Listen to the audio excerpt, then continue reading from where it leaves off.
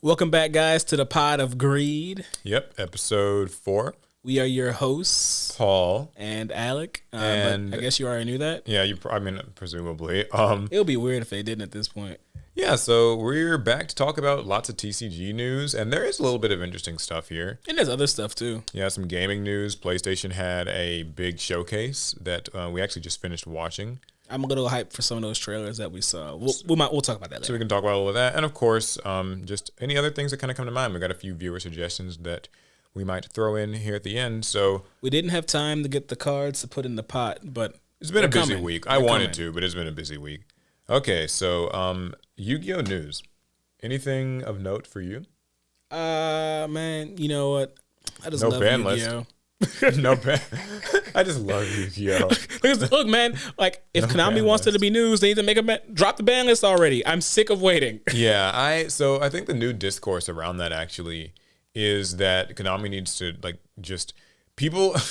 It's like, these stages of grief that people go through. Oh yeah. So the narrative I think has changed from like ban list, like give it to us, to now I think people are assuming that we just won't, and now what they want is like they just want kind of like a confirmation that we won't get one, or a confirmation that nothing is changing.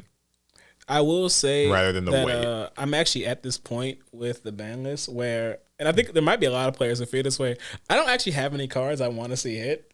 Oh yeah, I mean it's been like the way for me for a while. Like I am not I'm not invested in this. Like I don't play enough like physical TCG. I'm not at regionals. I'm not at YCS events. I don't care what they do or don't hit. Like, it really doesn't matter. Just like tangentially looking at the metagame right now, I couldn't tell you I have no clue what card needs to be hit. So many different decks are topping events right now.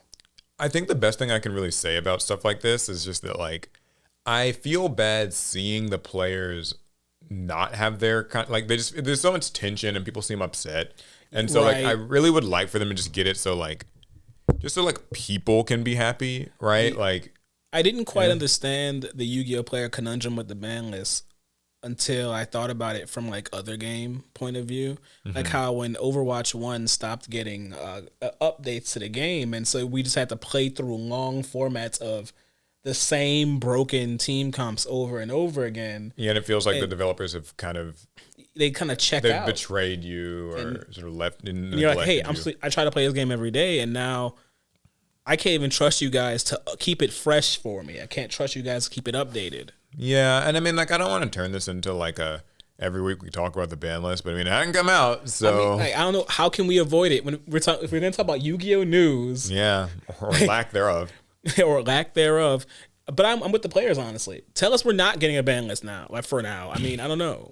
Yeah, I don't know what's going to happen with it. I mean, like, hopefully they do it. At least as of the time of us recording, it is not updated. You guys will see this on Thursday. Today is Wednesday, so like maybe it'll be up to date by tomorrow. Maybe so. All I ask is go easy on Cash Tier, all right? He actually likes that. Leave the engine. I do like Cash. I do. There's other Yu-Gi-Oh news too. So they named the Jack Atlas structure deck Crimson King. Yeah, the Crimson King structure deck. I thought the Crimson Chin. The Crimson Chin. From Fairly Odd Parents or whatever. Ooh, wouldn't that be a fun edit for someone to do on the box? Change the Jack Atlas to the Crimson Chin. Yeah, I mean, like, I think... So, have you seen the structure deck or any of the cards in it? No. I've been looking into it much. I saw a Resonator, but I don't remember what Resonator it was. Lots of new Resonator stuff. I was kind of into the Red Dragon thing. I have a Resonator deck built on Master Duel. I kind of wanted to do it for like a theme duel, like Stardust, Red Dragon. I love the Stardust stuff. It's not like exactly my cup of tea, but I do like it. It seems like the structure deck gives it some much needed consistency. And it's also, maybe more importantly, the first time we've gotten a character-based deck in a while. Have you noticed? I hadn't even thought about that. Like, I don't think that we've gotten that's an anime reference. Yeah, we haven't gotten like an anime character like starter deck, structure deck for... I don't know when the last one was. I mean, like, I just feel like it's been a hot... The Soul Burner? No, the Rocket one, I guess. Yeah. The Revolver Rocket. That's been a while. I might be forgetting something, but like, I think it's... I mean, yeah, so... Oh, I have a bone to pick. Quick aside. So someone used Silver Rocket Dragon against me on Duel Links and banished my Raging Dragon. How dare they? I was very upset. Isn't Raging Dragon the new like meta deck? Yes, or one of the new meta decks. and banish the Raging Dragon straight from my extra deck. There goes my win con. But aren't you a Kashtira fan? You should be team, like, be in I favor have of keeping a 7-card extra deck. Yeah. Oh, it's 7 now. And I only have 1 Raging Dragon. Wait, in Duel Links it's 7? I thought it was 6 in Duel Links. I think the max is 8. Oh, so it's just been going up a little. But I only have 7. I guess that makes sense if they've been like slowly adding like synchros and exes and like pendulums, and now they have links in there. So they better have a bigger extra deck. Yeah, make monsters with only 5. You can only have 5 monsters in your extra deck. Yeah, that'd be tough. Yeah, I mean, so the Jack structure, I think it's cool. I'm gonna be getting it just because like I like Jack all right. I remember when I first watched 5Ds, like I did like a bit of a rewatch a couple years ago, and Jack's kind of an ass at the beginning, but then like you stick with it and he becomes like a really good character. You know, I recently, like literally yesterday, read the first chapter of the Yu-Gi-Oh! 5Ds manga, which I have owned a copy of that manga for years and I never read it. So I cracked it open and I read it, and yeah, Jackson ass in there too. Yeah. So I'll pick it up. I think it's cool. And as for what I think it means maybe for the future of structure decks, I certainly hope they do more character-based ones. I think that it just like adds a little bit of much needed like appeal to the structures. Mm-hmm. You know, sometimes when you see these structures on the shelf, like it's like Spirit Charmers or Freezing Chains or whatever, or even like, you know, the Traptrix one, whatever, Beware of Traptrix. It's like, I think if you're a Yu-Gi-Oh! Like a core player, you know what that means. And so like you'll just want to buy the structure. But I think for outsiders, it might be nice to have like a character on it. I mean, they do have a character on them. They have the Traptrix, what is her name, is on it. And you know, outsiders look at that and they're like, "Ooh, yeah, I definitely want that little plant." Those Traptrix cards are they're a problem. I'm not going to talk about that. But yeah, they're not great. Can you imagine like if you were a kid today and you had to ask your mom to buy you that? Yeah, buy me the Traptrix deck, and like mom looks at it and she's like, "What the hell? What are you into?"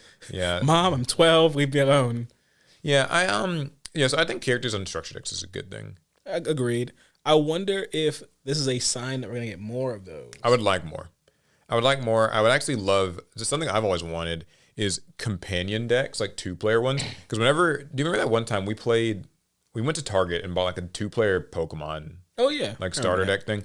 I love when they do the 2-player ones where it's like, it's $30 or something and you get like 2 decks and like, you know, whatever both people need to compete. So imagine if they had done like a Yusei and a Jack, like companion, like 2-player deck thing. Like that could be fun. One Stardust, one Red Dragon. The Yusei one comes with the Stardust Excel Synchro Dragon thing. And yeah, I mean, that'd be fun. It can synchro summon your opponent's turn, make the monster untargetable. Hey, listen, teach them. This is what Modern Yu-Gi-Oh! Is. You play on your opponent's turn. Sure. So, I mean. Like, give them the real experience. It's realistic, if nothing else. Like, kids, here's your combo deck. My what? Like, your combo deck. 40 combo pieces. That's the deck. Yeah, I mean, you know, I think it's cool. Anything else in Yu-Gi-Oh? There's the U2's figures collab thing. So I don't know if you've heard of U2's. They're these like YouTuber usually based figures, but they're making some Yu-Gi-Oh figures. Oh. And it's going to be Yugi, Dark Magician Girl, Blue Eyes, and Kaiba. Okay. So there's 5 of them. That's a solid lineup. And what's also kind of neat is Red Eyes though. Yeah, he always gets left out. What's also kind of neat though is that I think Dark Magician and Dark Magician Girl have a 1 in 6 chance of being ghost rare. So that's kind of cool. So they're ghost transparent?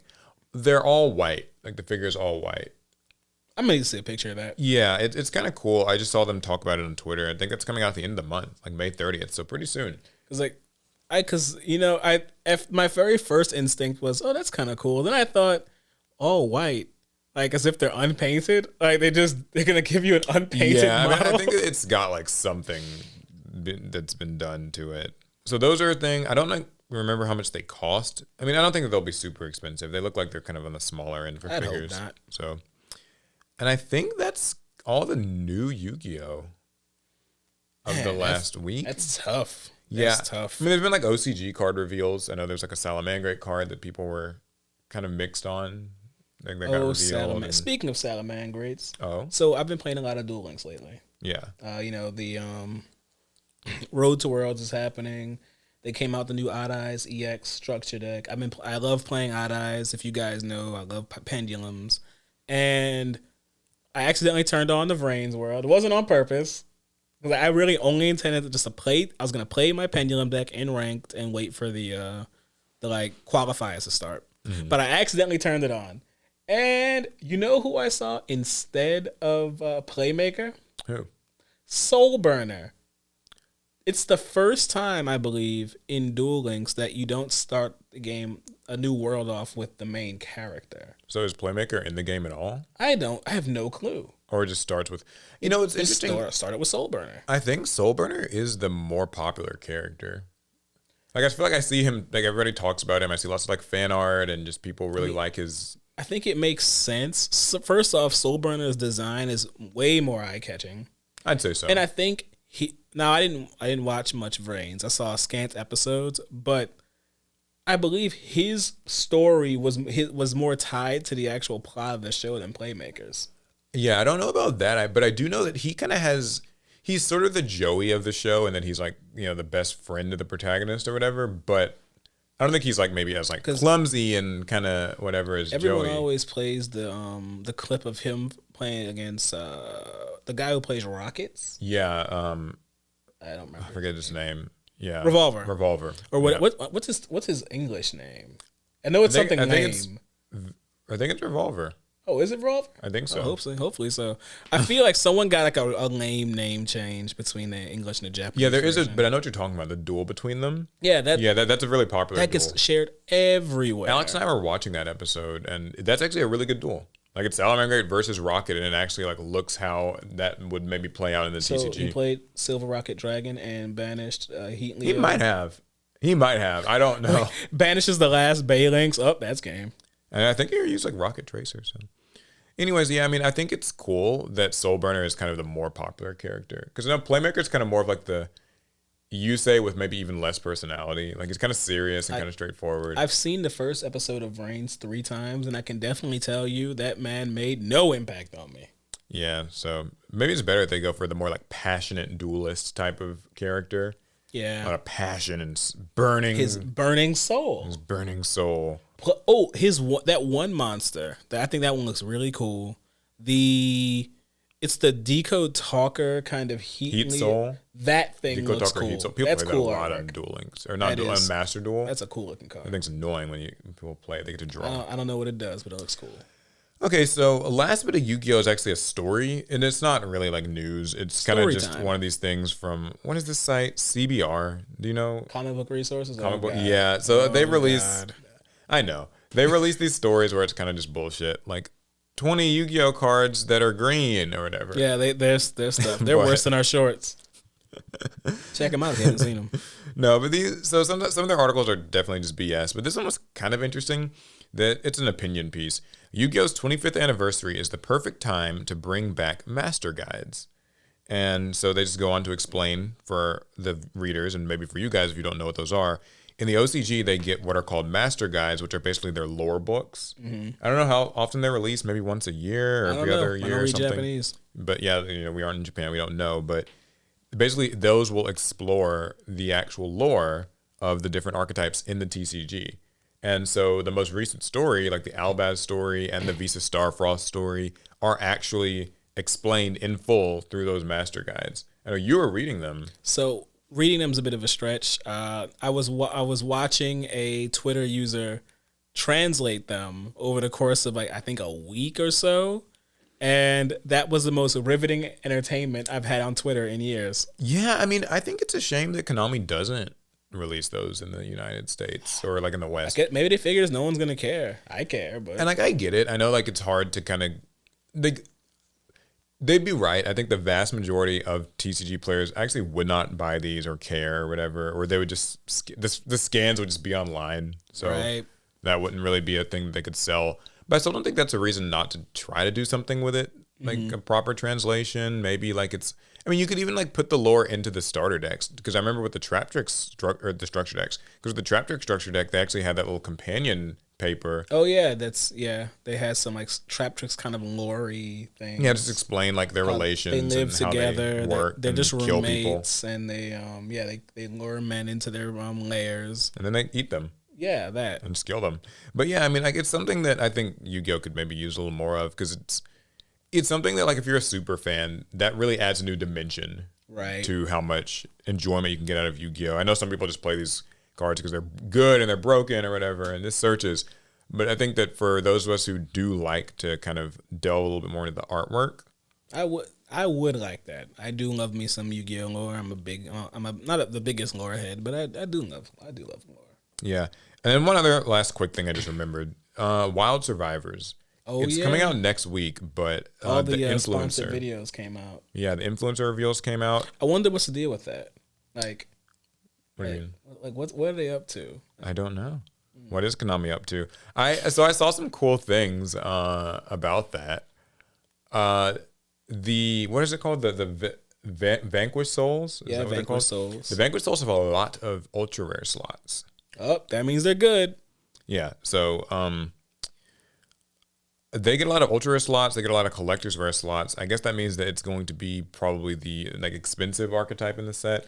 I think I remember looking at some OCG tier lists, and they actually made the list. They weren't like one of their top decks, but they were on the list. They made it somehow. I like the fighting game inspiration, and then the other archetypes. I think it's like the Hungry Burger one. The Nouvelles. Is that what that's called? I think. Yeah, the Hungry Burger one, and then there's the whatever the dinosaurs are. Did you see how they do the recipe spell cards? How do they do them? So if you look at the French version of the cards, it just has the name of the card, something in French. But the English version of the cards has the name of the card, which is something in French, and then in parentheses, it has the English translation. Oh, that's cool. So I don't remember. I don't speak French. I know Cajun and all that, but I don't speak French. And there's one that's essentially fish recipe, and so it has like its French name, and then it says fish recipe. You know, it's kind of funny. It's like you're at a restaurant and like trying to figure out what to order. And like the rest of the menu's like all in French or some other language you don't know. And then like they had to like kind of. That's how it was in Germany. Yeah. I remember. Just like that. Yeah. So. All right, look, guys, we've been places. Leave us alone. All right. Yeah, we're world travelers. All right. Yeah, we've been to one country. I've been out of the country once. So yeah, I thought that's kind of neat. And that's pretty much it for the Yu-Gi-Oh, I believe. And there's other like TCG stuff to talk about too. And you know, we're not just Yu-Gi-Oh players, even though that's our main game. And yeah, you got any iconography. Got any other story? This one's a few. This happened almost a month ago, but we didn't talk about it, so it's new to us. So did you hear about what they're calling the largest card theft in history? No, or maybe it was a Pokemon card theft. Oh, this is the thing from back in April? Yeah. I saw headlines. I did not read too much into it. So, allegedly, an assembly line worker at some printing company, I don't think they actually say what the name of the company was, stole a bunch of hollow, full art, like Pokemon cards, and just really rare cards that are supposed to be seeded into packs to be, good pulls. Right. Well, this guy grabbed a bunch of them. Just took them off the assembly line. Multiple duplicates, all high rarity stuff. Oh, okay. I think I've heard about this story. I think our editor actually, they put this on my radar. So what? So they just took it? Did they get caught? They snatched them, and they had the bright idea to try and flip the cards at some LGS, some card shop. I don't even know the name of it.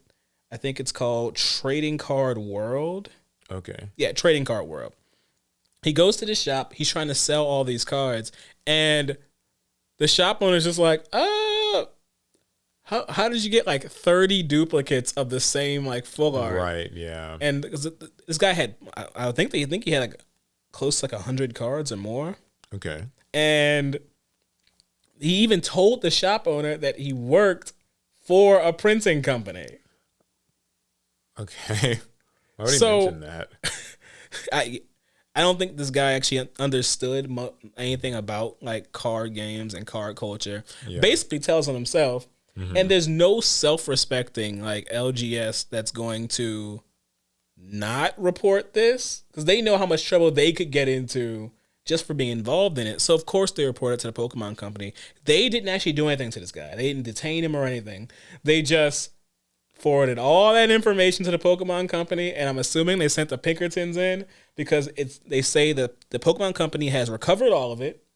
And interesting. They're saying that this is the biggest case of like stolen property being returned ever. Always a little bit interesting when you just hear words like the product has been recovered.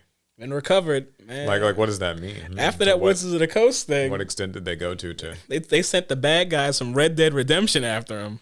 This reminds me actually of, you remember those stories where like people will pull like, they'll open a box and it's like all Starlight rares, like that sometimes happens in Yu-Gi-Oh. I think those are kind of similar cases where Konami will, you know, like they'll see that and they'll go in and like I guess try to recover those cards. And sometimes I think it's a little bit funny because it's like, you know, Konami takes a lot of pride, and all these game companies take a lot of pride. Like anything that's like a gotcha, where they'll say, yeah, like no rarities guaranteed, like, you know, those set pull ratios are guaranteed. They always say that. See, so there's always this plausible deniability where like when you get a dud box and has like, you know, like in typically Yu-Gi-Oh boxes, like just standard sets with like 2 secrets and 4 ultras. Yep. But like I've opened boxes that have like 1 secret and 4 ultras. You've opened boxes that had no secrets. I've had open boxes, yeah, that had like no secrets and all that stuff.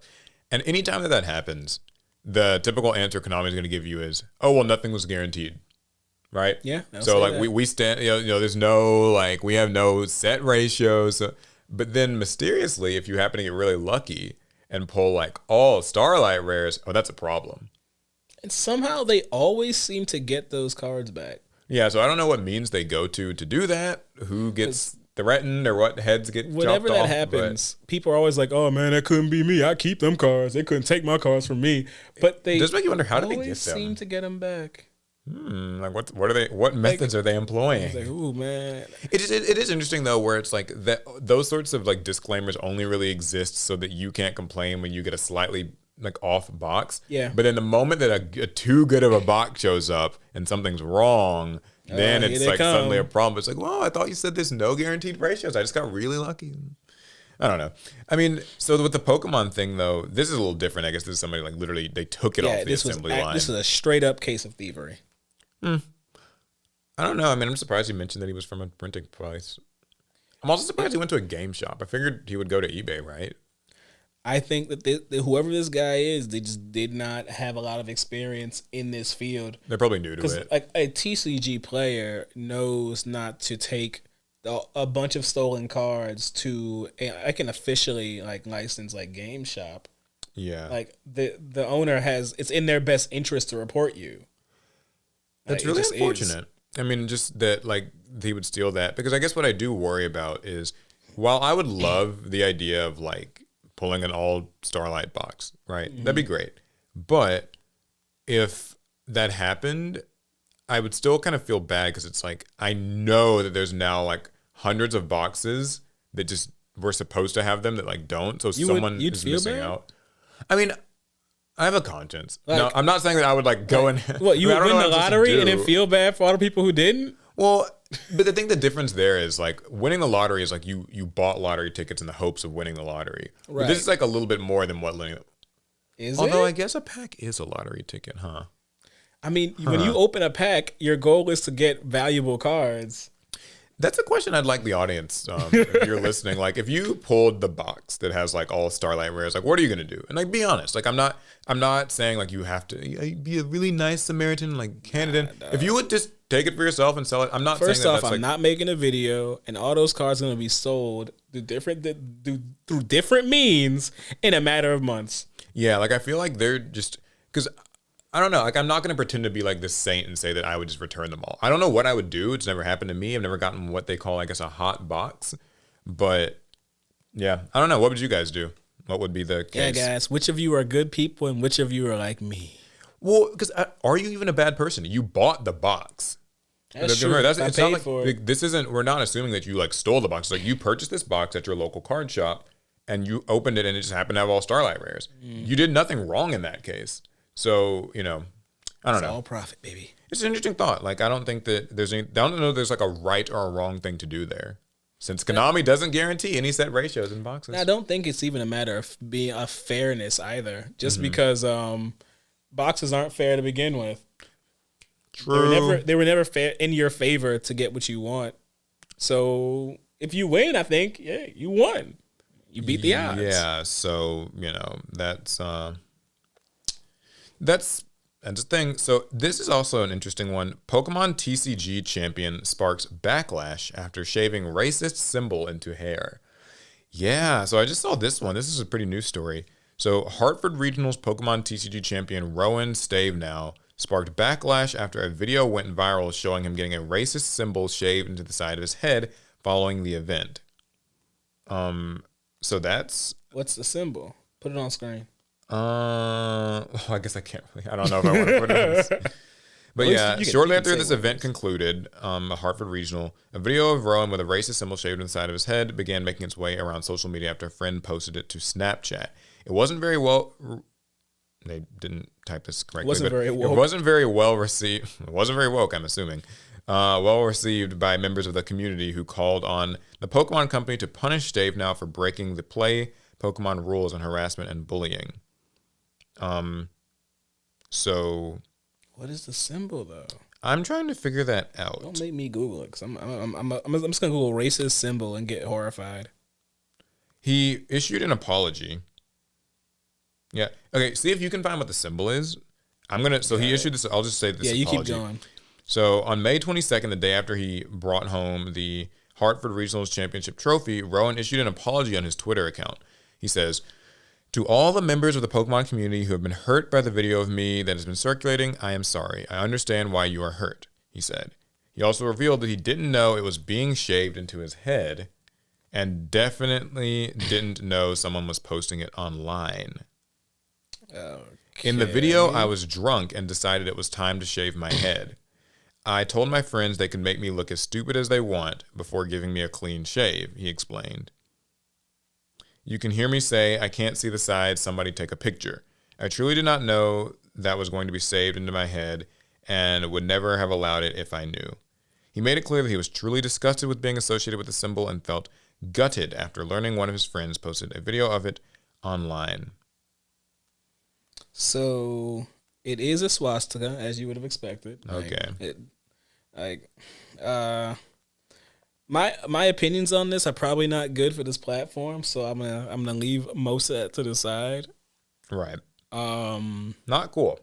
That'd be a nice way of saying it. Not cool. It's not. Oh not man, good. I'm so close. It's just not surprising. I don't know. It's kind of one of those things where it kind of reminds me of how a lot of YouTuber or kind of influencer controversies go. Sometimes things are said or made or shown or whatever that maybe you thought were private, and then they end up on the internet, and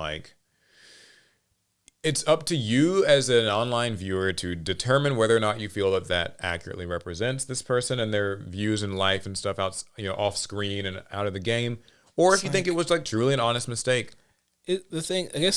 The issue is the idea that racist iconography is humor at all, right? That I think maybe is the more worrying part. It doesn't matter if the person himself wanted. It was funny to the friends. Yeah. And those are his friends. That got him caught up. Even if assuming he didn't want this shaved into his head, well, their sense of humor got him caught up, and sadly, I think whatever punishment they hand down, he deserves. Yeah, I mean, I think so too. So again, I'm not gonna make a claim on his character. I don't know who this person is, but not a cool thing to do. It is, and that's the nice way of putting it. And we have been looking at this trend in the card game space of players are being held accountable for the things they do outside the game as well now. That is true. I know that Konami has been kind of coming down a little harder on people just saying the things and stuff online. Lots of Twitch streamers. Yeah, I know that that's kind of seen as controversial, but there's so many places, Twitch streamers, Twitter, Facebook, and some YouTubers too. Facebook groups, a lot of that stuff, things get said online, and I think that I would actually argue for the best that Konami kind of makes some moves on shutting a little bit of that down, or at least letting people know that they can't just go witch hunting players and also attacking Konami judge staff. I feel like social media has people just way too lost in the parasocial sauce. Yeah. They're saying too much online, they're doing too much. It doesn't matter how bad of a person you are in real life, at least don't put it online where you're going to get where it's permanently there. Guys, nothing can be deleted from the internet. It's there forever. Yeah, I think when you're online, I feel like I sound like someone's a parent. When you're online, just be safe and nice to everyone. I know, like people get heated in these arguments and stuff, but it's just no excuse to like say and do the worst. Because then you might end up banned from your favorite card game. Yeah, so let's not do that, and hopefully none of you guys have to end up being banned by Konami or the Pokemon Company or whoever else decides to enforce such a thing. Anyway, though, speaking of other card games that could also maybe ban you, unusual MTG booster box crashes, quickly approaching $50. What do you mean? So this is about the newest, or I think most recent MTG set, March of the Machine: The Aftermath. Isn't that the box that got that one YouTuber attacked by the Pinkertons? Yeah. Man, these stories really start to come full circle the longer you do this. Everything is just connected, man. I don't know. But anyways, it is official, this article says. Players do not seem pleased with the new March of the Machine: The Aftermath set. Sure, some incredibly powerful additions are available in the set that impact powerful formats like Modern, but sealed product for the set is just bombing. So basically what's happening here is March of the Machine Aftermath, and I don't play Magic, this is just a very abridged version based on my limited understanding. But he is willing. Anyone who wants to fly us out to do Magic content. So there's a set called like March of the Machine that came out pretty recently. Yeah, is my understanding. I do remember that was like a new sort of main set. March of the Machine Aftermath is like them doing, I think for the first time, like a sort of epilogue side set sort of thing. It continues a lot of the lore, and it's a little bit weird because it contains only 24 packs, and each pack has 5 cards in it. Whereas in normal sets, it's a 36 pack like booster box. I'm talking about booster box. I'm doing the math here. 5 cards per pack. 24 packs. Yeah. How much does this cost? So I guess the MSRP originally would have been like maybe 100 or something, and now it's like gone down to really low. Yeah, it seems a little weird, doesn't it? Yeah, the story itself is basically just about the fact that while it was supposedly a pretty exciting set, the value of it on TCG Player has dropped from over $120 when it was like at pre-sale to now like as low as 50 in some cases. So a really big drop off. It's interesting because this is a bit of a story in the Magic world, but in the Yu-Gi-Oh world, I actually don't find this as shocking. I mean, we've had some pretty lame sets. Yeah, and Yu-Gi-Oh like sets can kind of drop off, and like we're talking just the value of a sealed box can drop off pretty drastically, but it's also more normal that happens. I think the most recent one for me that I remember, I'll never forget, Shadow Specters. Yeah, that set I guess burned Alec. That set was it's one of the less. I know that even just within recent sets, like the last year or two, most sets they come out and kind of get forgotten so fast that I could see their prices going down. Maybe that's changed now because I know Konami doesn't really do the unlimited runs of most sets anymore.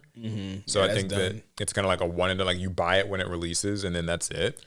I never thought about that, but yeah, by eliminating unlimited sets, for the most part, they've kind of doubled back on that a little bit. But I think they did one that with means like Power the Elements. So. Yeah, it's very unlikely that they'll overprint sets when there's only one edition. Yeah, so again, I don't play Magic, so I don't know if this box good, is it bad? For those of you viewers or listeners who do play Magic the Gathering, I would love to know, like, do you think this is worth it? It seems like my understanding is it's kind of a lore-based set, and so it's like supposed to actually what does that even mean? Continue or finish lore stories that were started in the original Martin Machine set. So does it not have new cards? Well, it's got new cards, but just that's kind of it's more about that. The box contains, as the marketing material says, 24 lore-packed epilogue boosters to witness the conclusion of the March of the Machine storyline. So, I don't know. I mean, I guess I don't. These epilogue packs also do not contain a guaranteed foil card. Maybe, which I guess normally they do. You know what? At the price that it sounds like they're at, I'm gonna buy one so I can understand why they're upset. It sounds like there's just too few cards in there for it to be of value. But I feel like there must be more at play. Yeah, I'd like to, if somebody can maybe better understand it and like explain it for us in the comments, I would not be upset about that. I would Yeah, like I to would know like a to little know bit more. more. I'd like to know more. I've only barely played like Commander, so I don't know enough about. I don't know enough about this game. Yeah, I just think it's coming from the Yu-Gi-Oh background that I do. It's sort of weird to hear about like a box's value going up or down as being like a huge talking point. Because in Yu-Gi-Oh, they feel like they just kind of naturally get down there, and then it's just Yeah. where it is. And we're more used to the whole like sentiment of like only buying singles. Like that's a pretty popular thing in the community. So A little too popular, if you ask me. yeah, like I like to buy my sealed product every now and again. Then again, I bought a lot of singles in the last few weeks. Yeah, if you buy any singles or sealed product, you can buy them from TCG Player. Use our link in the description. Yeah, I forgot to do that last time. Get a wow. Anyways, no, yeah, but we do have a TCG Player affiliate link. We don't talk about it much, but if you happen to be buying any card game stuff, definitely use it. Helps us out. That's the story about the Magic thing. Again, if someone can better like just make sense of it for me, Yeah, help us out with that one, please. Speaking of card games, Okay. it was put on my radar very, very recently that a new TCG is on the horizon. Oh my god, I'm so excited! It's Another coming TCG. out next month. Yay! What is it? So for a while now, I thought that Bushiroad was just the loser in the card game wars. I thought that everyone's making new card games and Bushiroad's just losing more and more ground, but they're actually releasing a new TCG. I didn't even know this. Okay, what is it? Shadowverse. That's the one with the anime, right? Well, before it was an anime, it was an app game. And that's how I knew about it. Oh, so it was an app game, then an anime, and now they're getting a physical game. Yes. Interesting. Okay, so tell me more about it. That's all I got. Okay. Well, okay. I pretend to know nothing. I know a little bit because I do remember when we watched the anime. I think it was only. I still don't remember watching that. Oh, I did. I might have watched it with Alex. I don't know. The point is, I watched like a couple episodes. I remember there being a guy and there being a girl, and they were kind of like butting heads. They both had that. I know, but listen. At any rate, it kind of had like a futuristic vibe to it. Are you sure you're not thinking about that other one, the one with the border, something border, break the border? Maybe, I don't know. There's a lot of stuff. Look, guys, Shadowverse TCG is coming out next month. Yeah, the English version. Yeah, the English version. Right? The Japanese version's already out. Okay. Let's see how that does. Dude, I wish all the best for this game. I do. So this isn't me saying I hope it fails or think it's bad. I don't know enough about it to judge.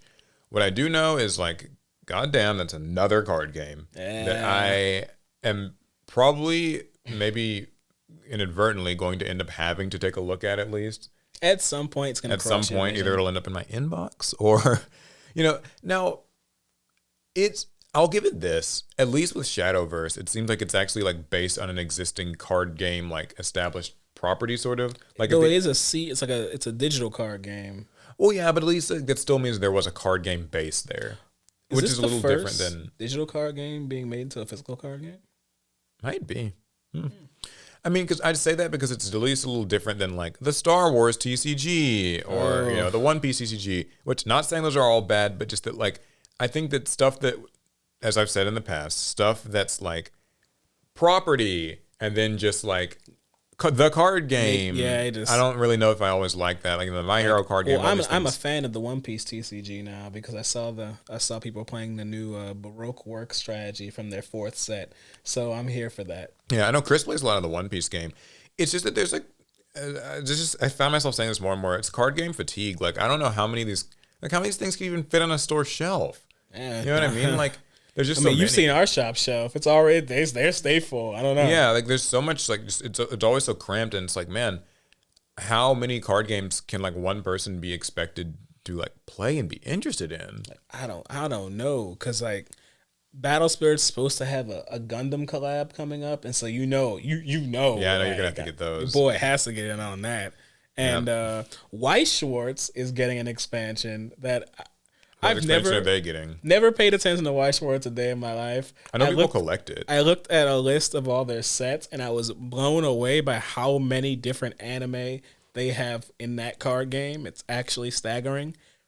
But which one's pulling you in? Well, they're doing an Azure Lane collab. Oh yeah, your app game. And I was like, well, here we go. So when it comes to stuff like that, this is a question for you. Do you like? Okay, so Battle Spirits is doing a Gundam collab. Y Sports is doing an Azur collab. Yeah. Do you start playing these games, or do you just like get the cards and kind of just have them? Exactly. Right. The Okay. latter, not the former. Yeah. So I've seen a lot of people do the same thing, and I think that, to be fair, it makes sense. Like if I liked a certain anime, maybe I'd get like some of the Y Schwartz cards for that anime, and just kind of put them in my Yu-Gi-Oh binder as like just fun placeholders, or just kind of I have Fate Grand Order cards from the Japanese arcade game, but I've never been near one of those machines a day in my life. Wait, Fate Grand Order has a card game?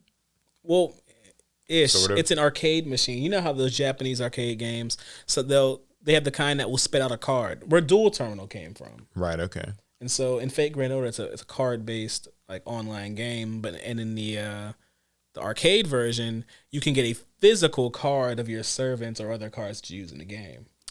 Interesting. I also have some Gundam cards from a very similar type game. I think you showed me those ones. Yes. Yeah. Okay. I look, guys, I collect. What can I say? Well, so I think when it comes to that sort of a collab, it's cool that the collab can happen. So like I'm in favor of that, but it feels like maybe the goal is to, by having Gundam tied to Battle Spirits Saga, a person like Alec who likes Gundam but doesn't really care about like the game itself necessarily will get these cards, and maybe, just maybe, all that will align, and he might just try the game out. I'm assuming is their goal with that. I would need a community to do that though. Yeah, and that's the thing, is like, can a local community even hold up more than like 4 or 5 kind of games simultaneously? I think it depends on the area that the card shop is in. If it's in a large city where it can bring in maybe a couple hundred people in a given week, then maybe you can have like 6 or 7 card games running. But in a shop like ours that maybe what do we have at our locals? We've got like Yu-Gi-Oh, Magic, Pokemon, Digimon, and that. Do they play like Vanguard? One Piece? I'm sure I think someone they play does. One Piece. I'm sure someone plays One Piece. Yeah. But that's not the many. hard part about like these games too, is you play a game, but you just kind of can't like find local people to play. Because, a person only has so much bandwidth. You can't all be like me, who has card games for like 7. I have cards for 7 different card games. And the thing is, but even though I have as many cards as I do and I know how to play many games, I don't actively play all those games. It's not possible, even for me, who likes to split off parts of his personality for different things. It can be tough to be me, y'all. Y'all don't understand. Yeah, I mean, I think it's a lot like the world of gaming now, where like there's just like season passes and like all this stuff where you have to like, you kind of can almost find yourself switching from games. Like, we play Final Fantasy 14. We do. And like, I know like in the 14 community, a lot of people switch from 14 to WoW, just depending on what the most recent expansion has been in either game. So you'll cancel your subscription to Final Fantasy, play the newest WoW expansion, and then like once you're done grinding all that stuff, then you like come back to Final Fantasy because like a new patch just came out, which a new patch actually did just come out for 14. New MSQ, new story, lots of fun. So it's a lot like that with card games. But that's actually not bad when I think about it, because MMOs, at least in that one situation, they can go months without any new content. So being able to ping pong between two means there's always new content. You have a lot more to do. But see, that's different though when you get into like the broader video game space. Yeah. Where it's just like Fortnite and Overwatch and this and that and Battlefield, and they all have these. Yeah, they all have like this season pass, and they all have. And then like if you play Master Duel, right? Yeah. Like there's a new duel pass and a new ban list, and then Duel Links gets added. And it's like I found it very difficult to be an Overwatch, Fortnite, Duel Links, and Honkai Star Rail player. Oh yeah, you play that too. Jeez. Those 4 games have my mind just splitting with how much of my time they all want from me. It's very difficult. So before we get into the maybe a meaty story of the PlayStation stuff, because I know that happened. Yeah. There are a couple of other video game related things, so I thought that'd be a good segue. What you got? One's a fun story. One's kind of an unfortunate one. Here's the unfortunate one. COD, or Call of Duty, players angry as Activision takes legal action against Black Ops 3 mod X Labs. Do you know anything about this? No, is that like some type of like risque mod? Or? No, not risque, but okay. An annual release cycle makes it difficult to revisit classic COD titles. Once a new game releases, fans flock to the new shiny product. An unfortunate byproduct of yearly releases is that old series don't have enough players to host servers, so small development teams have actually put the onus upon themselves to keep these classic experiences alive for players that may have missed out or want to relive their favorite maps and weapons. For example, SM2 was an ambitious mod project that used the Modern Warfare 2019 engine and iconic weapons from previous games. Well, so anyways, what basically happens is these Call of Duty players will basically either set up servers, like custom servers for old games, or make like slight mods to old games that they can still play them online. It's like if you had like your favorite shooting game from, when you're in high school, you played like Crossfire or stuff like that. Oh, Crossfire. Yeah, like people still like kind of independently keeping up servers or making mods to kind of let you revisit those games. And we see that a lot because like eShops and stuff will close. Like, oh, the Vita shop is closed, and the 3DS eShop is like closing, stuff like that.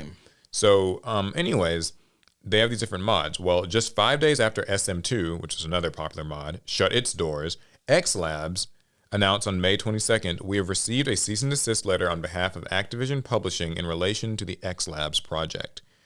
So we are complying with this order and shutting down all operations permanently. Thank you for your support over the years. X Labs was a community-made Call of Duty product that featured modded versions of previous COD titles like Black Ops 3. Ah, okay. I'm wrapping my head around the situation now. Yeah, now what's interesting is that the biggest issue with Activision shutting down mods like X Labs, according to Modern Warzone, I don't know if that's a group or sounds like a group person. Or anyways, a person, is that there's no safe alternative to play older Call of Duty games online anymore. The reason why is because typically when you like try to download those games and like play on those servers, apparently it can like there's like personal data and stuff that can be compromised in doing that. What? I don't know exactly how, but the Call of Duty Insider argued it's unsafe for players to revisit old games on console because it puts their personal information in danger. There have been hacking issues basically with these old games. So so basically they shut down this kind of big community mod project. Mm-hmm. People are not happy. Have you noticed that with the further incorporation of gaming, the gaming industry is becoming kind of anti-gamer? I don't think that would be an unpopular opinion for you to say. Because it just feels like at every turn, gamers, we know what we want. Mm-hmm. And when these big companies, because they have their goals are always like profits. When they start overlooking things that we care about, we will take it upon ourselves to make what we want to see. Yeah, mods and custom servers. My understanding in this case is they weren't charging people for it. They weren't trying to run a business off this. They were trying to give gamers, like Call of Duty players, the ability to revisit the games they loved. But from a corporate standpoint, it's like that means that there's a contingent of people who are satisfied with this old product that we can't make money on anymore, or they're not playing as much. That instead of the new thing, and we need them over here. So we're gonna shut down what you enjoy, so that we can make more money. Yeah, you're right. It sucks. I mean, I'm not gonna get maybe too deep into just the whole, like all of it, like the season passes, the microtransactions. We've been through the age of loot boxes and just games that come out unfinished. There's like the recent Overwatch controversy. There was a thing with Halo, Battlefield 2042. Like there's so many of these games where it really honestly just feels like games come out unfinished. People want to just get you signed up to like a season pass. I want to sell you as many microtransactions as they can. And they will also kind of take away games when they're like, you'll get discarded when you've been kind of like drained of everything you have. I remember, so Yu-Gi-Oh! Cross Duel, right? Mm-hmm. It doesn't matter like if you were into Cross Duel, it's shutting down in September. Wasn't popular enough, Konami can't sustain it or don't want to sustain it, so it's gone now, or it will be gone soon. And isn't it weird to buy a game and then companies, we buy these games, we don't own them, companies can shut them down and we cannot play them ever and they don't want you to like ever be able to get back on it. And that's something that's frightening is like, so I said this when we did that one video about like Cross Duel shutting down, is when Cross Duel leaves, there will never be like, it's a server side game, right? Like you download the app, but that's just like kind of the assets. It runs server side for them.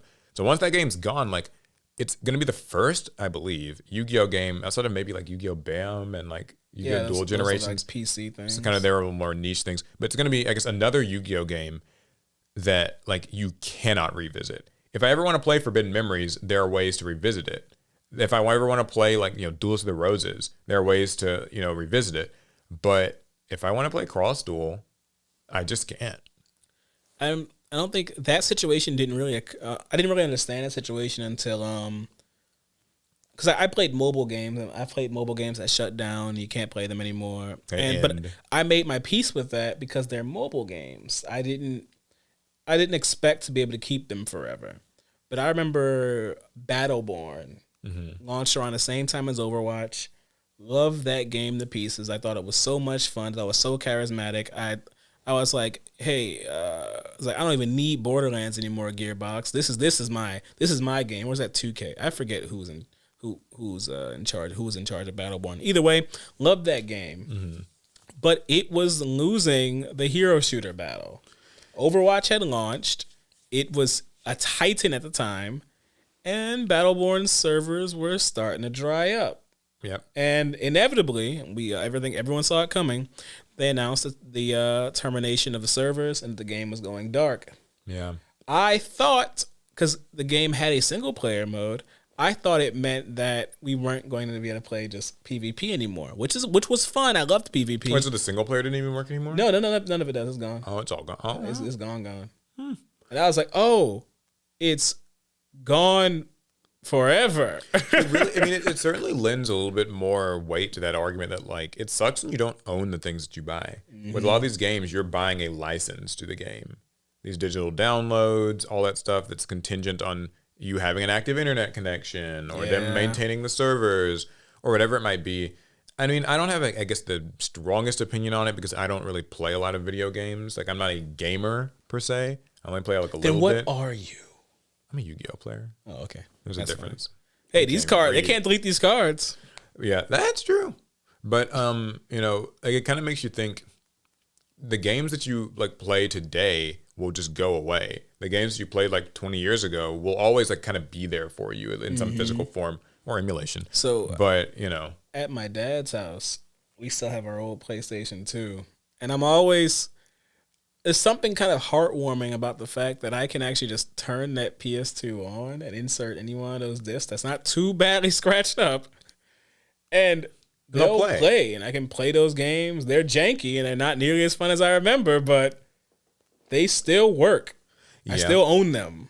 And you were saying just about like how it almost feels like it's become a little bit more anti-gamer because anytime that a player likes something like too much, maybe and it's too passionate and there's like a passionate community that wants to like mod a game or whatever, that's when like, Nintendo comes swinging the hammer or Activision in this case comes swinging the hammer. Yep. I actually found out recently that guy Super Zalao, the YouTuber who was doing the Yu-Gi-Oh like kind of card project where like you put the cards in the mat and the monsters would appear. We had like the cameras. The French guy. The French tuber. I hope I said his name right. I'm sorry if I didn't. But yeah, the French. I thought it was like Zulu. Super Zulu or but Zalao. I'm not sure. I don't know.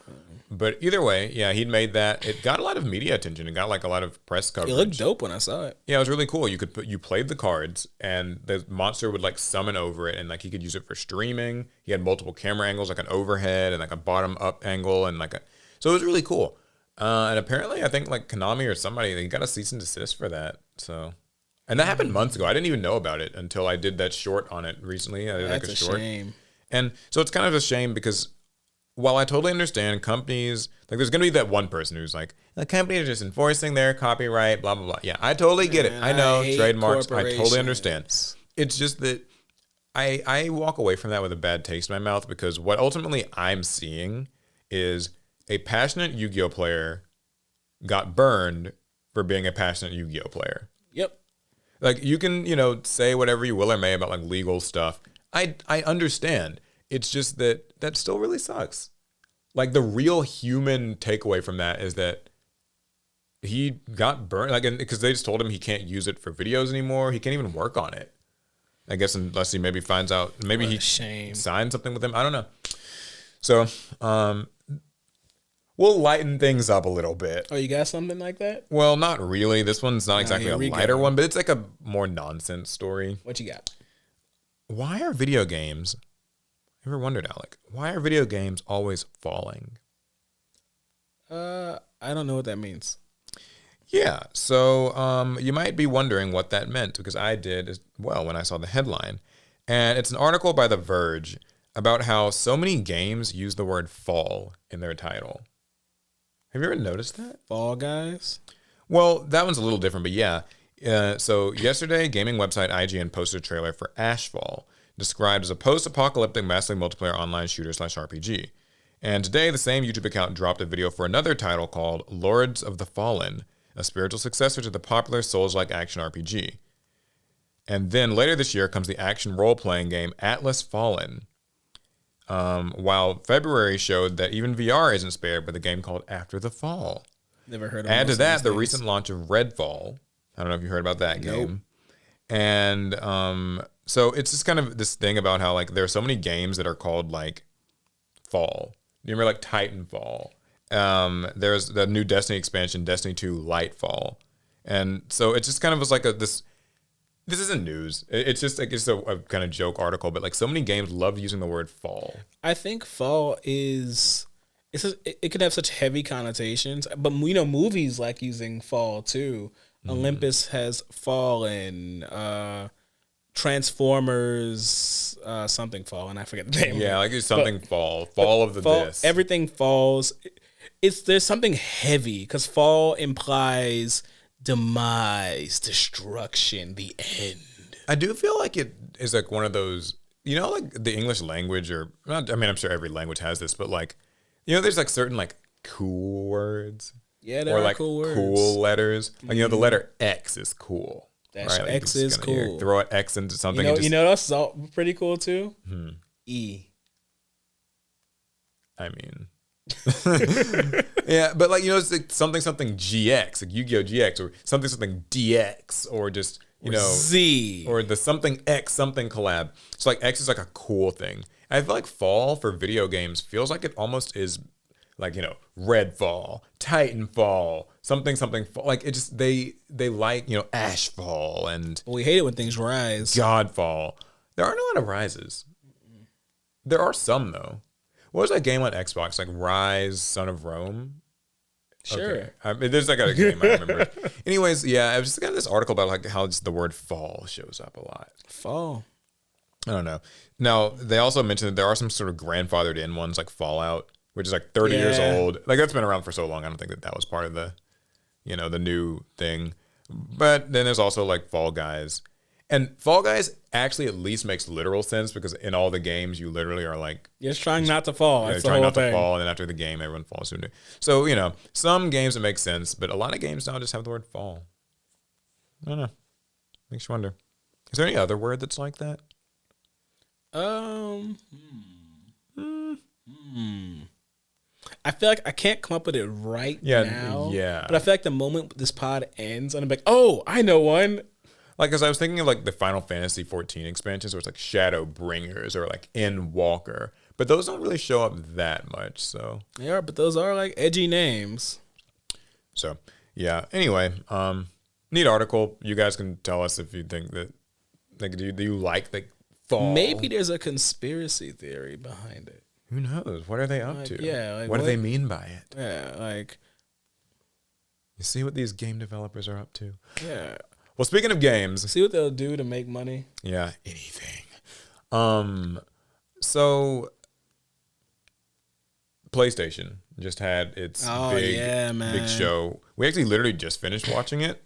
I have some things to say. Yeah, lots of games were shown. Yeah. That I guess will be coming out this year, next year. What'd you think?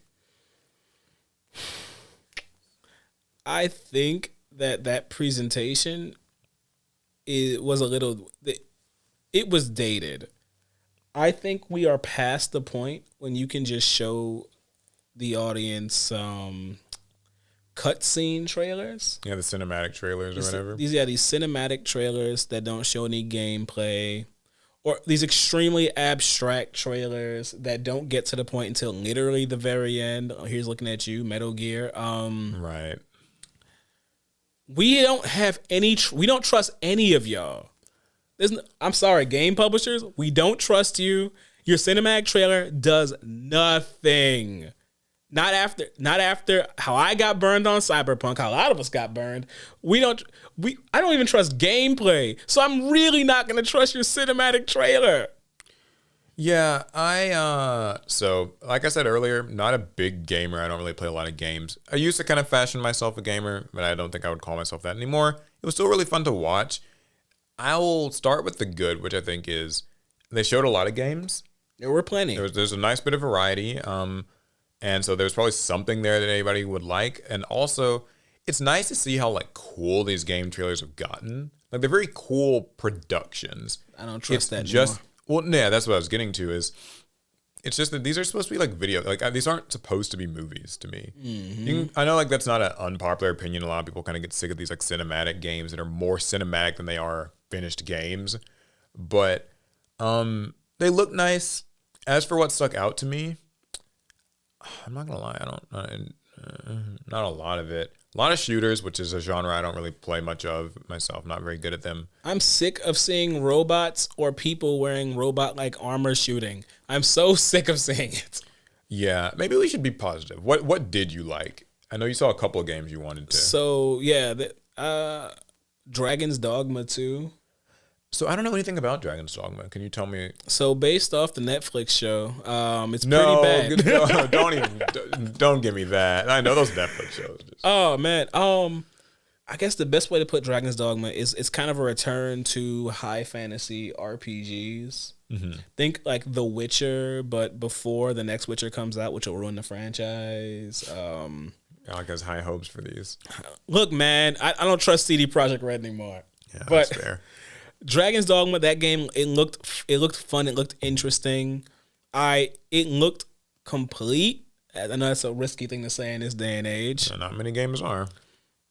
But I didn't want to see any more multiplayer games that are like only multiplayer. I didn't want to see any more robots with guns.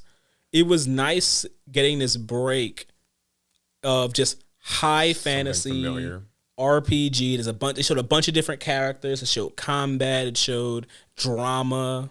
As a JRPG kind of guy, I thought it was kind of cool that was the Grand Blue game. Oh yeah, the Grand Blue Fantasy JRPG. I don't know a lot about Grand Blue. I've seen it. You can download it on your phone. It's actually an app game. Yeah, so I guess it's getting like a console type of game. Well, it already had the fighting game, Blue Fantasy Versus, I think the name is. Cool. And I think they did a reboot of that or something. Yeah, so that was neat. A funny one to me was that game Foam Stars, which just looks like it's literally like a Splatoon clone. That one Not to made say me it's mad. bad, but that it is definitely like 100%. My God, Splatoon. I did not expect such a blatant Splatoon like copycat. Now that said, I mean they're on Splatoon 3 at this point, so like I guess it's not a spring chicken. Yeah, anymore. so it's not like it's like Nintendo did this and got success one time. Now they're just copying, and there's been like 3 Splatoons. So it seemed pretty cool. I thought it was like some sort of a hero shooter-esque game when I was watching the trailer. That was the vibe I got. But maybe they're just combining the idea of a hero shooter with Splatoon. So this Splatoon and that other game created a theory for me. Mm-hmm. What's the name of it? I forget the name of the Minecraft looking game. Yeah, Teardown and Foam Stars. Foam Stars. It feels like Sony is trying to make games that will capture the kids of a previous generation. Splatoon and Minecraft are popular with kids. Yes. But kids have to grow up. Yes. Teardown is a very... Unless you're Peter Pan. Or Peter Parker. No. We'll get to him. Teardown feels like the edgy, mature Minecraft. You're not building things anymore. Now you're just kind of destroying things in this GTA-like world. Yeah, a little bit. I think that it's cool that Sony is kind of trying to create its own equivalents to these kind of big things, because Microsoft owns like Minecraft and Steve and all that whole thing, and like Nintendo's got Splatoon. I think Sony kind of sees that, well, can we have something that's similar to that? And it feels like they're trying to do a more mature take on them. True, because Foam Stars looked. It's not nearly as like I guess kiddie looking as Splatoon is, but it still like has the colorful, vibrant thing. It's just the characters seem a little bit more. Like it feels like if you know when you were young, or if you even today, if you really love playing Splatoon, you have a very good sense for how that game plays, and you really enjoy its style and its reward for playing it. Yeah, Foam Stars is right up your alley. It's like if you literally trying to do the same Splatoon thing on your PlayStation. Yes, Splatoon on PlayStation. Effectively, you can. That's cool. Let's see. Was there anything else that stuck out to me? I mean, the Metal Gear Solid one was kind of a fun trailer. I liked the like snakes like at the very end because it had me thinking it was something completely different. Gameplay. I am mad. That is true. I feel like so few of those trailers had gameplay. So few. Like so many were like the more like indie looking ones did, and they all looked interesting. I mean, and I guess like for some of these games, they're coming out in 2024. They don't have anything really to show yet. Then you shouldn't have announced it. But yeah, that's kind of been my thing. It's like, but I guess the gaming world now is there's this expectation that you need to have a lot to announce. And that's not Sony's fault. That's like more just that's like people's expectation, especially with like E3 kind of gone, is game companies need to have like when's the next Sony State of Play? When's the next Nintendo Direct? When's the next like whatever the Microsoft equivalent to it is called, the game show or whatever.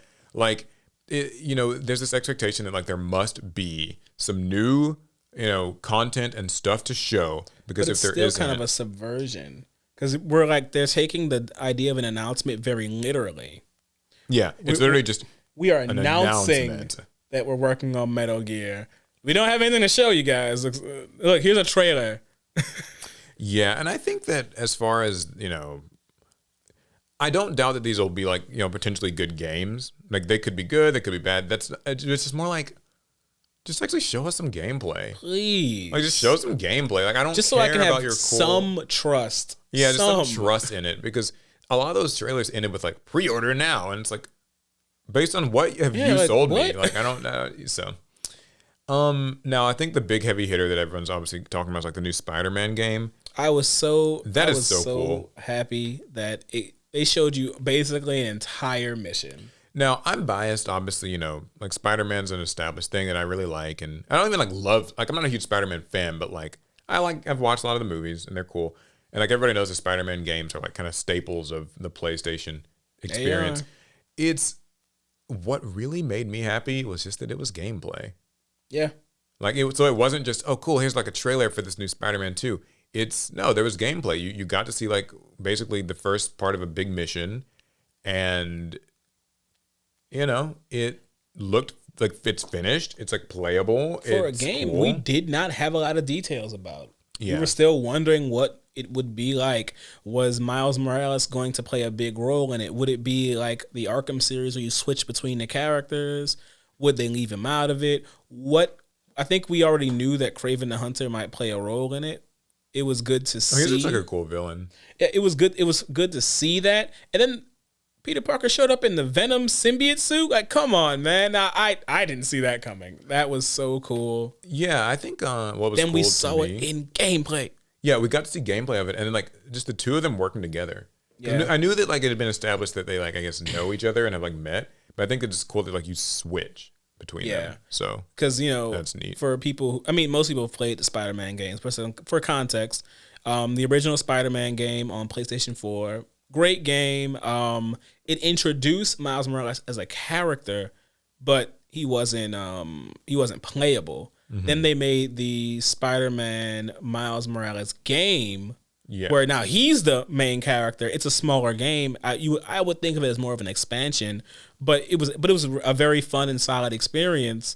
And everyone had the question, well, what does that mean going forward? Are we going to have a split Spider-Man franchise now where we have like Peter Parker Spider-Man games and Miles Morales games? Are Miles games always going to be smaller than Peter games? Yeah, so now they just get to share a game. Now they're both in the same one.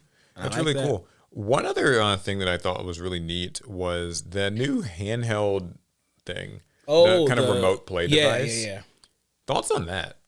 So, for context, I'm assuming if you're listening at this point in the podcast, you maybe watch this PlayStation thing, but they're releasing this like 8-inch screen kind of device on DualSense controller, on like a DualSense controller or whatever, and like you can stream PS5 games to it. It seems like, and like carry it around. I don't know if it's only like you carry it kind of around the house, like how far the communication and stuff goes, or if you're literally able to stream from like I can be in another city and just carry this thing with me. I don't know. I'm assuming it will be an in-house deal, just because that device didn't even look like it would be safe to just bring when you're out and about in the streets. It's a big screen on like these controllers, and I feel like that's gonna get damaged if you like put that in your backpack and take it around places. But I thought it was cool. It has Switch vibes. But bigger. Honestly, like Steam Deck vibes. Like, if you're being honest. I do wonder though.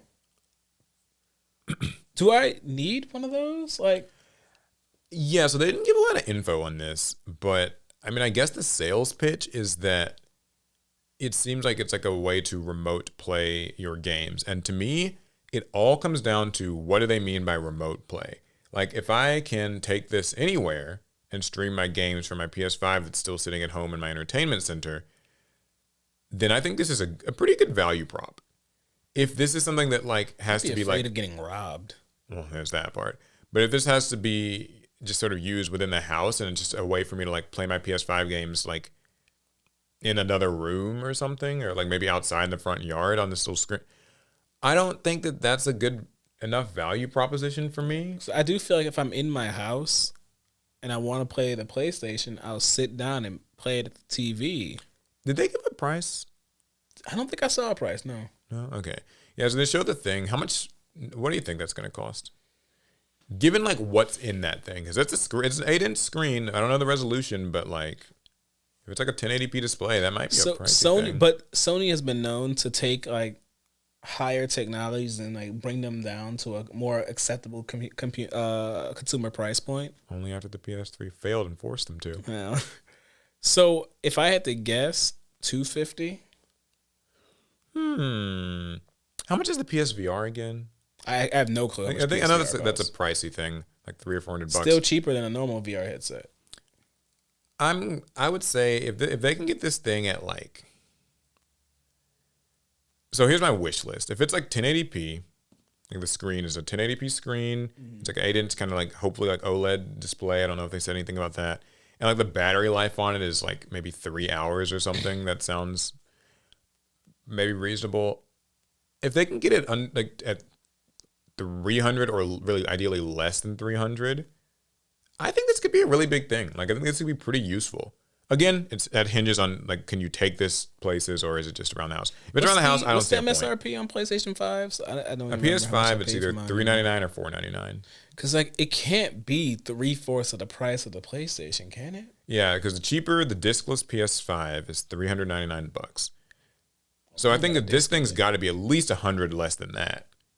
At least. Like $300, I think, is the most that you can sell people on a thing that seems contingent on you having a PlayStation 5. Yeah. Because it sounds like you have to have a PlayStation 5. Accessory. I mean, a Switch has the whole like docking thing, but you're paying for all of that in one go. Yeah, I think $250 would be a nicer place. Or really $200. I think $200 is my dream place, but I don't think we're getting that low. I don't think it's gonna be that cheap. They also showed some kind of earbuds, which was neat for two reasons. So it's cool that there's a kind of a Sony branded like Sony makes wireless earbuds outside of like PlayStation, just there's Sony WMX whatever's. It's cool to see like a gaming branded like pair of wireless earbuds, because typically when you think of like gaming earbuds, you think of like earphones, like the headphones. They're big, like Sony's made plenty of them. This is cool because it factors in, so like it pairs well with that whole it's mobile. So you take this little thing like that's your screen to play on, and then also you have your earbuds in, so not a headset on but earbuds in. It just feels more like modern, like on the move, right? I think it's a matter of preference. I think everyone has different like comfort levels when it comes to having things on and in our ears. I'm a headphone guy. I'm most comfortable when I have over the ear headphones on. But I know there's people who aren't comfortable wearing those, who don't like their ears sweating and stuff, and they like them. They like their earbuds that go in their ear, and they like can your wear those for AirPods, your Galaxy hours. Buds. I can only wear those things for maybe 30 minutes. My ears start to ache. I don't like it. I mean, it's cool to have the option. I think they're just kind of trying to sell this portable first package. Mm-hmm. It's really meant to be, portable first. How much will those things cost? I mean, knowing Sony, I'm gonna say like $100 for those little earbuds, which I think is like maybe that's fair if the sound quality is good. I'm trying to think. I know like depend. AirPods are about 150, 120 maybe, 130. I've never bought a pair. Something. Never will. And then Galaxy Buds are about the same. They're in the same neighborhood. So I mean, I think if Sony sells these for like 100, that might not be too bad. And then you get this little screen controller thing for like, I'll say 300, I guess. It's high, but like if it's like a well-made thing and you can actually take it and like play these games on the go, I think that would be fair. Maybe not ideal, but like fair.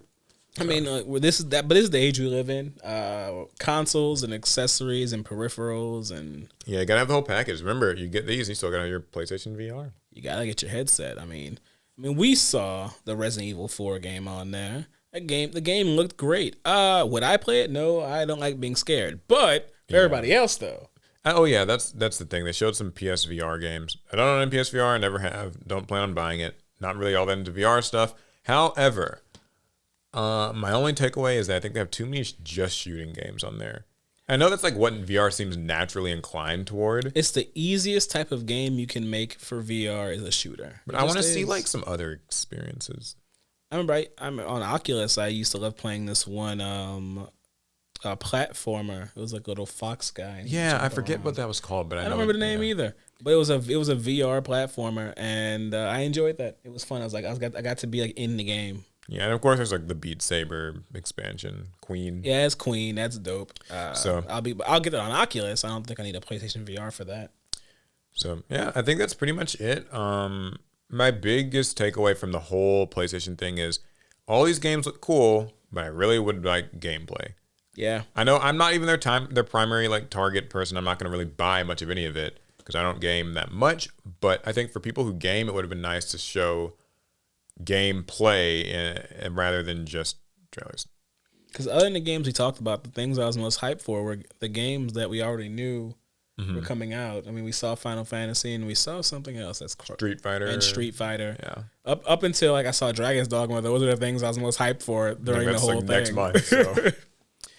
So yeah, I'm not gonna give it a rating. I'm not like really one of these like, oh, Sony got a 7 out of 10. It was cool. This was a C+ stream. No. So, but yeah, just some more gameplay would have been nice. Right. Okay. That is just about it. We're gonna take a couple of viewer We've already lost the main camera. Somebody, we're gonna get the cards for the podcast. We'll get the cards soon, I promise. Somebody asked us what are the Yu-Gi-Oh accessories that we use the most. Except like sleeves, deck boxes, mats. You have a preferred kind of provider of these things. We're not. I mean, I don't think I'm the pickiest person in the world. Yeah, I will say that for sleeves, I'm also not that picky. I will use. I think Ultra Pro is the good value pick. Their sleeves are gotten better these days. If you need some stuff quick, Ultra Pro. I think the overall winner for sleeves though would be Dragon Shield. I really like I think they're called the dual matte sleeves. I do like the Dragon Shield sleeves. Where the inner part is black, and the outer part has a color. Yeah. And they're textured really lightly, and they're really well made, and they're very clear, to see through. Yeah, they're easy to see through. They shuffle well. And because it has that like black interior, it means that your card backs can't show through the back of the sleeve, which could sometimes happen with like old Ultra Pros and stuff. After they kind of got a bit of age. From a tournament. Yeah, because it could basically sort of be like considered cheating. So yeah, Dragon Shield's the sleeves. For the dice, I've always used those Ultra Pro Gravity dice. I use whatever die I have. Yeah, there's like some Digimon dice and stuff that have come out. Do you have any of those? Oh yeah, I have some Digimon dice. I got them at a convention, and when it comes to Digimon products, I just try to get accessories that match the decks that I play. I could telegraph to my opponent exactly what I'm playing, and then in tournament I completely switch it up. But So, I have a Mastermind deck. So all the things I use with that deck are Mastermind themed. And then I have a Beelzemon deck, and all my accessories are Beelzemon themed. Yeah, so you're just like immersing yourself. Yeah, in as far as Digimon goes. With Yu-Gi-Oh, I just use Ultimate Guard deck boxes. Oh yeah, I love Ultimate Guard deck boxes. The little what are they called? Sidewinders. Like sidewinders. Love their sidewinders. I use the big box thing now. What's it called? The archive. The archive to store all the decks. Store all my sidewinders. Yeah, we'll have to bring all this stuff like onto the podcast. This is the one day I didn't bring all that stuff with me. Yeah, I would have liked to. Guys, I show up to this office with a big archive of decks almost every day. Yeah, we usually bring that. So, and as for playmats, I actually just tend to use like the Konami mats. Guys, you don't want to know how many like Konami like official mats we have. We have plenty. We have so many. There's no reason to use other mats. One that I've really been liking recently is the what is the name of the fire girl? The Kurihara. Oh, the Div Incarnate. Div Incarnate. Yeah, that one. That is a good. That's a really nice looking mat. I like that. Oh, I lied. Okay. I do have one mat I like to use over my Konami mats, and that is my Cosmo mat that I had Genzaman design. I love that mat. Yeah. Oh, for those who don't know, Genzaman, who's that? That's the artist who actually was responsible for drawing the Cosmos for Konami, but they'll never say, and he won't say either. I don't know how their contract works, but I know the truth, and I didn't sign a contract. Yeah, he got a commission. That was a big commission. I remember. It took a year. Yeah, but the mat looks really good. It came out so well. So yeah, that's kind of just the stuff that we use. I hope I didn't like leave out anything too crucial.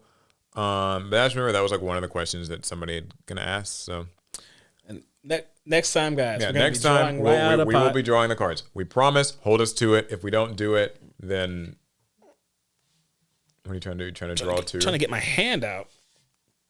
Here, hold this. Pull it off my hand. Oh Jesus! Pull it. I don't want to break it. Well, I'm trying to get my hand out.